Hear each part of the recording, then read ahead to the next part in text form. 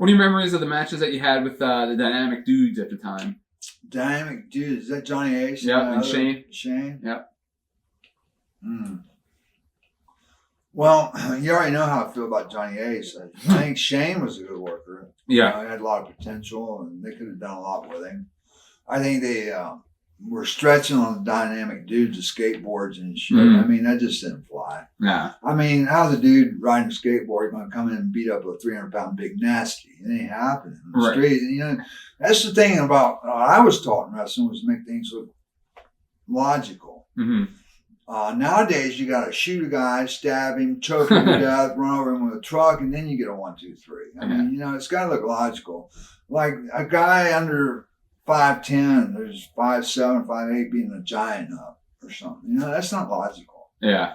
You got to make things look believable to sell, and you got to make it logical. It's not logical for a 5-foot guy to beat up a 7-foot guy. Yeah. And I had my worst matches with guys that were a lot smaller than me.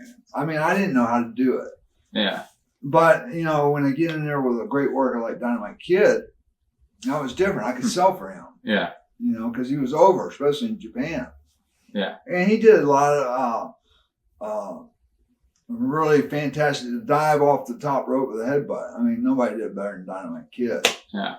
And definitely. It was easy to sell for him. And people were in these kayfabe magazines would write about it. You know, Dan Spivey sold more for Dynamite Kid than he ever did anybody. Well, Dynamite made it look believable. Yeah. You know? It was easy. Yeah. Make it look believable and I can sell it for you. Make it look like shit, it's going to be shit. What do you remember about the match that you and Sid had with the Steiners at the Clash where Sid had his lung punctured? Can't figure out how he punctured it. Yeah. I mean, I was working the whole match. And he's supposed to come in and do this big-ass comeback or something. He goes to get in the ring in between 2 ropes, and he falls down. Huh. Nobody touched him. Did he say anything about that earlier? We talked about it, like, we did an interview with him 10 years ago, and we talked about it. Did he ever say how he did it? I forget. It was so long ago, so I didn't ask him all about it today. I remember is him, you know, getting into the ring and then falling down. Yeah. With a punctured lung. If he comes back in during the interview, we'll ask him. Yeah, we're going to have to ask him. I'm curious about that. Yeah. I never found out how he did it because nobody touched him. Wow. And then I had to climb back in the ring. I was sucking air, man. I was tired. And Sid's got a punctured lung. Don't know how he got it. Wow. What were your thoughts when they presented you with Mark to replace Sid? Here we go again. You know? Yeah. Get Sid going, and things are working out fine, and he gets hurt. And then Mark comes in. But the whole thing with me and Mark, and it's probably the best thing that ever happened to Mark, was me leaving when I did. Because he came back as an Undertaker. Yeah. And what a great gimmick it is. It's the greatest gimmick of all time, I think. One of the top 5 at least. Yeah. Especially for longevity and money drawn. And he worked the deal, the character, you know, came up with his own ideas. But that was all over money. And they had only offered Mark like $102,000, $105,000. Wow. And he's working against guys that are making $2,000, $2,500 a night. Yeah.